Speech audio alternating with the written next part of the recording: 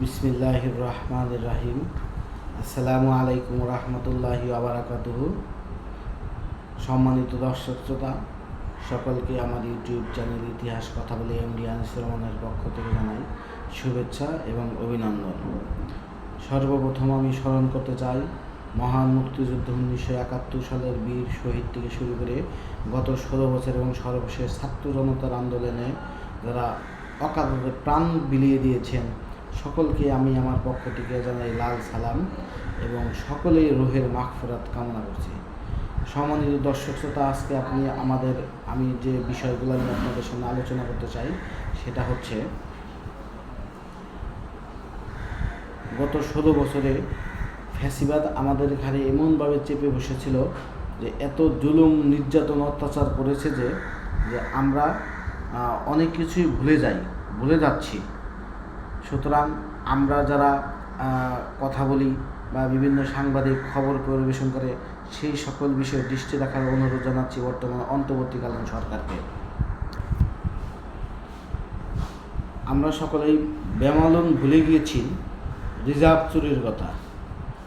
আমরা জানি যে আমাদের দেশে কত বড় ক্ষতি হয়েছিল রিজার্ভ চুরির মাধ্যমে, কিন্তু আজ পর্যন্ত সেই রিজার্ভ চুরির কোনো সুরাহা আমরা দেখতে পাই নাই। সুতরাং বর্তমান অন্তর্বর্তীকালীন সরকারকে অনুরোধ জানাবো, গত এই 16 বছরে বাংলাদেশ ব্যাংক অন্যান্য ব্যাংক যারা ধ্বংস করেছে তাদেরকে অবিলম্বে আইনের আওতায় আনেন, রিজার্ভ চুরির ফয়সালা করেন। রিজার্ভ চুরিতে কার ভূমিকা ছিল, কে কী করেছে, আতিউর রহমানকে ধরলেই এগুলো সব বেরিয়ে আসবে। রিজার্ভ চুরির কত ক্ষতি হয়েছিল আমরা সেটা জানি। এই চুরির সাথে আতিউর রহমান এবং প্রধানমন্ত্রীর উপদেষ্টা সজীবদের জয় জড়িত ছিল, আমরা শুনতে পেরেছি, কিন্তু আমরা সঠিক তথ্য এখনও জানি না। সুতরাং এই অন্তর্বর্তীকালীন সরকারকে আমরা বলবো অবিলম্বে আতিউর রহমান যেন পালিয়ে যেতে না পারে, আতিউর রহমানকে গ্রেফতার করেন। আতিউর রহমান আমরা দেখেছি যে বর্তমান সাম্প্রতিক যে গভর্নর ছিল আব্দুর রৌফ, সে পালিয়ে গিয়েছে, কিন্তু আমরা চাই আতিউর রহমান, ফজলে কবির, আব্দুর রৌফ কেউ জানি পালাতে না পারে। তাদেরকে বের করে রিজার্ভ চুরির বিষয়টা বের করেন, তাহলে আমাদের অর্থনীতি রিজার্ভগুলো যদি আমরা ফিরিয়ে আনতে পারি, যে চুরি হয়েছিল 1-2 টাকা নয়, আমাদের সকলের কষ্টের টাকা, ট্যাক্সের টাকা $8 বিলিয়ন প্রায় বা তারও বেশি চুরি হয়ে গিয়েছিল, সেই টাকাটা কীভাবে উদ্ধার করা যায় অন্তর্বর্তী সরকারকে অনুরোধ করব আপনারা অবিলম্বে এটার পদক্ষেপ গ্রহণ করুন। দ্বিতীয় যে বিষয়টা আলোচনা করব সেটা হচ্ছে, আমরা জানি যে কোনো একটা দেশের সরকার প্রধানের হলে কমপক্ষে এটা সরকারের উপরে ডিপেন্ড করে, তারপরে কমপক্ষে আমরা জানি কমপক্ষে তার 5 স্তরের নিরাপত্তা বেষ্টনী থাকে সর্বনিম্ন, এবং সর্বশেষ যেটা সেক্ষেত্রে সেটা তার ব্যক্তিগত নিরাপত্তা নিয়োজিত লোক থাকেন। এরপরেও আমরা দেখলাম যে জাতিসংঘে আওয়ামী লীগের সমর্থনকারী একটি ছেলে জাতিসংঘে প্রধান উপদেষ্টার পাশে দাঁড়িয়ে সে তাকে ফটো সেশনে উপস্থিত ছিল। এটা কিভাবে সম্ভব? তাহলে আজকে প্রধান উপদেষ্টা ডক্টর মোহাম্মদ ইউনূস সাহেবের জীবনের নিরাপত্তা কোথায়? ডক্টর মোহাম্মদ ইউনূসের চতুর্দিকে আমরা জানি ফ্যাসিবাদের দোসর, সমর্থনকারী, অর্থ যোগানদাতা এবং আন্তর্জাতিক পর্যায়ের লোক রয়েছে তার ক্ষতি করার জন্য। কিন্তু এইরকম একটা গুরুত্বপূর্ণ ব্যক্তিকে কেন নিরাপত্তা দিতে ব্যর্থ হলো? অবিলম্বে এটা তদন্ত কমিটি গঠন করা হয় এবং যারা নিয়মে তাকে আইনের আওতায় নেয়, যারা এই সময় তার নিরাপত্তার দায়িত্বে ছিল সকলকে আইনের আওতায় আনা হোক। তা না হলে ডক্টর মোহাম্মদ ইউনূসের ভবিষ্যৎ খুব একটা আমার দৃষ্টিতে আমি ভালো দেখছি না। আমরা দেখলাম সামাজিক যোগাযোগের মাধ্যমে দেখেছি যে সেখানে যখন সে মঞ্চে ডেকে নিয়েছে ডক্টর মোহাম্মদ ইউনূস তার 8-2 জন যে সচিবকে, তখন সে ওই ছেলেটা উঠে গেল। এটা কিভাবে সম্ভব? একটা রাষ্ট্রপ্রধানের পাশে বিনা অনুমতিতে, বিনা প্রটোকলে কিভাবে একজন লোক উঠে যায়? এই যদি হয় দেশের নিরাপত্তা ব্যবস্থা, তাহলে দেশের নিরাপত্তা কিভাবে সে প্রতিষ্ঠা করবে? আমার প্রশ্ন জাগে। আর তৃতীয় যে বিষয়টা আমি বলতে চাই সেটা হচ্ছে জনাব তারেক রহমান, আমাদের সকলের শ্রদ্ধার এবং আস্থাভাজন ব্যক্তি জনাব তারেক রহমান সাম্প্রতিক যে বক্তব্য দিয়েছেন যে তিনি বিএনপি ক্ষমতায় আসলে বাংলাদেশের প্রত্যেকটা পরিবারের জন্য একটি ফ্যামিলি কার্ড দেওয়া হবে। আমি মনে করি এটা সময় উপযোগী একটি সিদ্ধান্ত।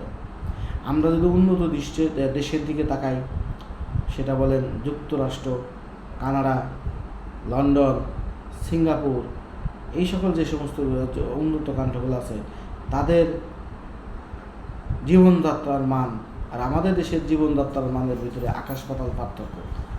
সুতরাং জনাব তারেক রহমানকে আমি আমার পক্ষ থেকে, আমি ক্ষুদ্র মানুষ, আমার পক্ষ থেকে অসংখ্য ধন্যবাদ জানাই এরকম একটি ঘোষণা দেওয়ার জন্য।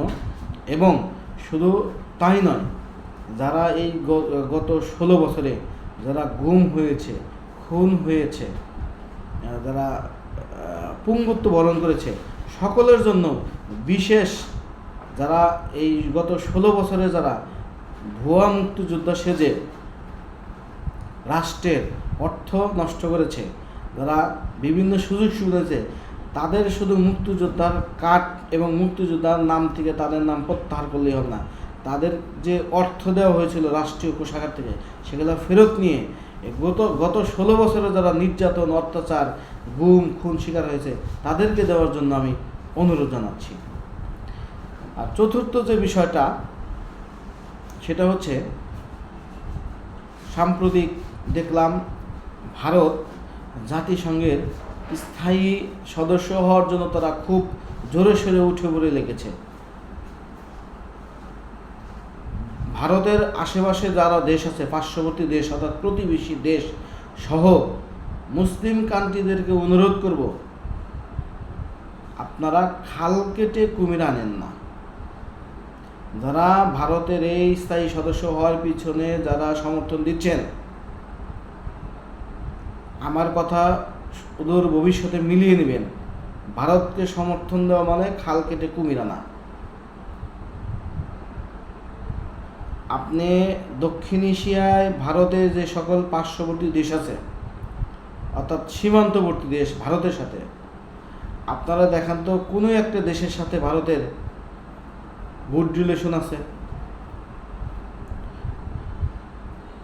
ম্যাপ দেখলে দেখা যায় ভারতের সাথে পাকিস্তান, চীন, নেপাল, ভুটান, মায়ানমার, বাংলাদেশ, এদের দেশগুলো সাধারণত তার সীমানার রেখার মধ্যে অবস্থিত। সবগুলা দেশের সাথে ভারতের এমন সম্পর্ক, সেটা হলে সাপে নেউলে বলতে পারেন, দা মাছ বা দা কুমড়া সম্পর্ক ভারতের সাথে। সেই ভারত যদি কখনো স্থায়ী সদস্য হিসেবে রাষ্ট্র হতে পারে, তাহলে মনে রাখবেন এই দেশগুলা ভারত তাদের অঙ্গরাজ্য বানিয়ে দখল করে নেবে। সুতরাং ভারতকে জাতিসংঘের স্থায়ী সদস্য দেশ হওয়ার পিছনে সমর্থন দেওয়ার আগে আপনারা ভাববেন যে ভবিষ্যৎ কী হতে পারে।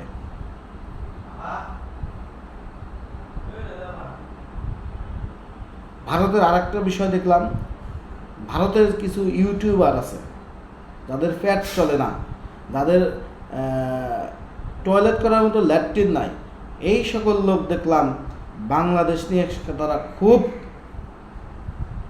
উচ্চবাচ্য করতেছে। ইউটিউবাররা, আমি ভারতের সব জনগণকে বলছি না, ইউটিউবার গুটি কয়েক, তাদের ইলিশ না পাঠালে কি হবে, তারা খেতে পারবে, তাদের ইত্যাদি ইত্যাদি ইত্যাদি ইত্যাদি। অর্থাৎ এতদিন তারা ইলিশটা ফ্রিতে খেয়েছে, ফ্যাসিবাদী সরকার এতদিন তাদেরকে ফ্রি ইলিশ খাইয়েছে, পূজা উপলক্ষে 5,000 টন উপহার সামগ্রী পাঠিয়েছে। কিন্তু বর্তমান সরকার তো সেই ইলিশ রপ্তানি করেছে, যা থেকে আমাদের ডলার আসবে। এই বিষয়টা হয়তো তাদের খুব ভালো, ফ্রি খেয়ে খেয়ে তাদের একটা অভ্যাস হয়ে গেছে, তাদের স্বভাব পরিণত হচ্ছে ফ্রি খেতে খেতে, যার কারণে এখন তো কিনে খেতে হচ্ছে। এইটা একটা বিষয়। আর ইলিশ নিয়ে বাংলাদেশে যে আলোচনা সমালোচনা হচ্ছে, তাদের উদ্দেশ্যে আমি একটা কথা বলতে চাই, সেটা হচ্ছে যে গত 16 বছরে প্রত্যেক বছর যখন 5,000 টন ফ্যাসিবাদী সরকার ভারতকে উপহার হিসেবে পাঠিয়েছে, তখন কিন্তু বাংলাদেশের এই যে বুদ্ধিজীবী, আমলা কামলা, সাংবাদিক বা অন্যান্য যারা আছে তাদেরকে দেখি নাই কোনো প্রতিবাদ করতে। একটা সংবাদপত্রের হেডলাইনে লিখতে দেখলাম না। আর আজকে যখন 3,000 টন ইলিশ রপ্তানি করতেছে, তখন তাদের মাথা নষ্ট হয়ে গেছে। কেন দিবে, কোথায় দিবে, কী জন্য দিবে, নানান প্রশ্ন। কিন্তু এই 16 বছরে কোনো প্রশ্ন তাদের মনে জাগ্রত হয়নি। আসলে এই যে যারা করতেছে, আপনি খুঁজে দেখেন, এরাই ফ্যাসিবাদের দোসর। এরাই এই 16 বছর এই ফ্যাসিবাদকে সমর্থন করেছে এবং বর্তমান অন্তর্বর্তীকালীন সরকারকে তারা বিতর্কিত করার চেষ্টা করছে। এরা আর কেউ নয়, আপনি এদের খুঁজে দেখেন, এরা এই ফ্যাসিবাদের লেসপেন্সার। সুতরাং আমি বলবো যে অন্তর্বর্তীকালীন সরকার সঠিক সিদ্ধান্তই নিয়েছে। আরও একটা কথা বলি, সেটা হচ্ছে যদি অন্তর্বর্তীকালীন সরকার যদি এই ইলিশ রপ্তানি না করতো, ইলিশ কি ভারতে যাওয়া বন্ধ হচ্ছে?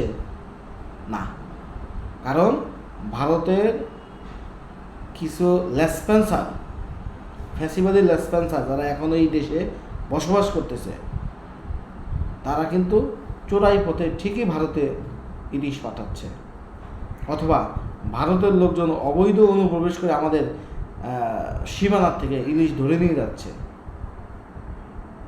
এর জন্য তো পত্রিকায় একটা হেডলাইন দেখি না, একটা প্রতিবাদ দেখি না।